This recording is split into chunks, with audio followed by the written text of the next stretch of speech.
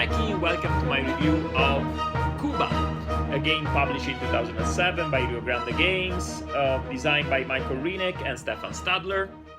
As usual, I will try to give you my review and critique of the game without going into the details of the rules, just giving you an overview and thinking with you about what's interesting and what's not about this game, and at the end trying to compare it to previous works by the same designers, or in this case, following work as well.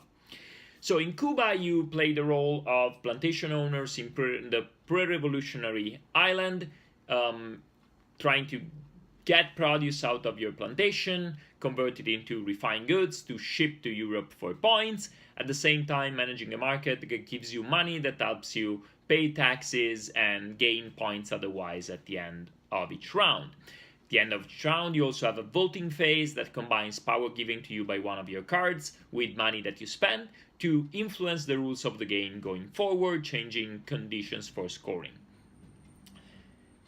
Overall, it's a very tight game where the complexity is not transparent by the rules themselves.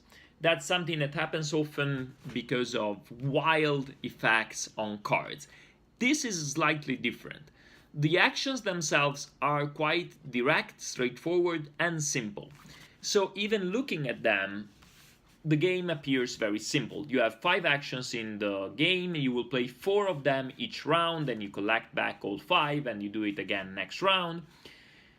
And the actions are as follows. You have 1 card for each action, and you will play again 4 of them in turn order. I play 1, everyone else plays 1, then I go with my second. You have the worker, who lets you place a meeple on one of these 12 spaces, and you immediately collect whatever is showing in these vertical columns and horizontal rows. There are a couple of additional rules about that.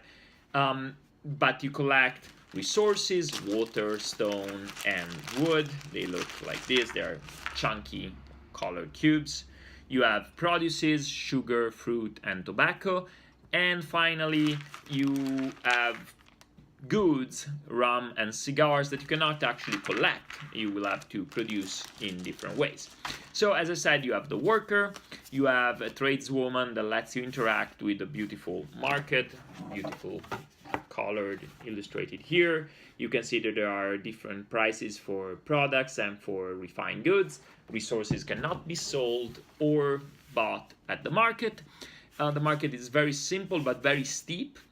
The change in price changes significantly depending on how much stuff is there. The more you sell, the cheaper it is to buy, and vice versa. You also have an architect that lets you buy buildings. There are a variety of buildings in the game, each with their own cost in basic resources and wild variety of effects, from producing points to converting basic products into refined goods, to giving you money, to let you buy stuff, to take more powerful actions when you take actions, things like that. There are 32, very varied. Then you have the Foreman, which is the guy that lets you activate the buildings on your board. You will be build buildings on your plantation. And interestingly enough, it interacts in the worker in that the foreman can activate all buildings that are reachable by the worker, but of course that means that when you go use your worker, you will be collecting fewer stuff. So that's a first complexity in the game. You want buildings because they make you more powerful. They let you use an action that otherwise is not so useful, the foreman. However, the more you build, the less you get from your worker. So the interaction between those three, the worker to collect resources, the builders to put buildings on the plantation, and the foreman to activate the plantation, but only in the rows and column where the worker is, means that the more you become flexible, the less you are collecting resources with the worker. So it's something that you have to balance right off the bat, that is not transparent from the cards and only comes out in complexity that develops in-game. And finally, you have the mayor, which is simply the guy that lets you ship things to Europe. You can put stuff on the ship, and that converts into points depending on the position of the ship in the harbor. So the complexity of the game emerges in timing. The competition is always very tight, very strong in that the market changes significantly. So if you want money, you want to sell as early as possible, and if you want to buy, you want to buy when the market is full. And if someone else is going to do that, you are going to suffer the consequences quite intensely. Similarly with the buildings, there are 32 buildings, they are all unique, and while the cost reflects the powers, sometimes you really want something, and if someone beats you to it, you are in for tough luck. For example, there is a building that gives you 2 points every time it's activated. If you want that and it's not there anymore, there is another one that is cheaper, gives you 1, but that's a significant difference. You also have buildings that deal with specific resources. So if you have an engine to produce water, someone else snatches the water into points converter, you are going to have a hard time, and so forth and so on. So you play 4 of these 5 cards, and at the end you're left with one of them, the one that you didn't play, which will provide you a certain amount of votes in the end of the round phase. The end of the round phase is simply an auction. You add that number to a number of coins that you secretly choose to bid. Whatever you bid is lost, even if you don't win the bid. That I know is a no-no for some people, but it works in this game to keep the economy very tight, and also normally it's only going to be a bid off between the people who can afford it, people who have the money and people who have capped a high value card. So one player will be the winner of the bid, and at that point they will choose which of the 4 bills offered up for that round will go into place. So on the board there is a space, I don't know if you can see it here, for the 4 bills. So at the very beginning of the game, the only things that are guaranteed is that there will be an option to pay a certain amount of money and an option to pay a certain amount of resources for points. At the end of the round, you want to make sure that you have what you need to pay, because that's going to give you a constant stream of points which can add up to a significant amount of the winning score.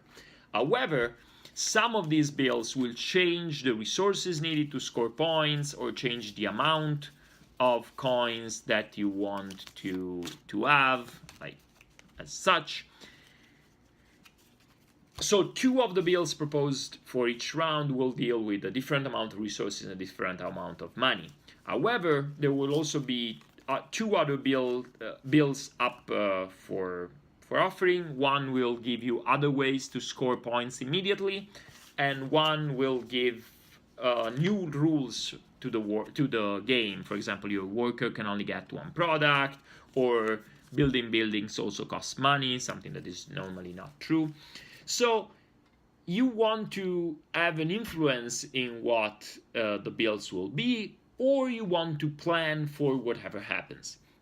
So investing in the bills is very strong because you control the flow of the game. At the same time, though, you're wasting resources, and if other people can adjust to your decisions, you will be giving them points as well as you, but they won't have spent the resources, both in terms of money and in terms of not using certain cards that you have spent before. So as I said, without playing it is hard to grasp the complexity of this game. That can be quite paralyzing. It doesn't overstay its welcome. Even with AP prone players, I've not seen it going over 2 hours. However, it is a deep and developing game. The more buildings you are in reach of building, the more buildings are built by your opponents, the more actions in the market, things change considerably, and you need the right timing to take the right action.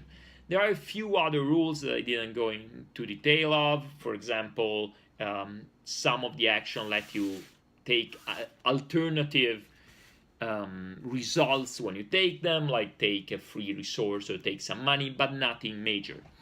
A lot of it is in who does what when. So while it's strictly a Euro, no random results, all the events will come out, although in different order each game, all the bills. It is a highly interactive game. This is no multiplayer solitaire, no point salad. You have to choose your strategy, stick to it, but always keep an eye on what other people are doing. Otherwise, you will have wasted actions, and in a game where you take a total of 24 actions, a wasted action or a suboptimal action can be very decisive. Overall, I really like the game. Let's get into why was I interested in this game, and what do I think of this compared to other work by the same designers.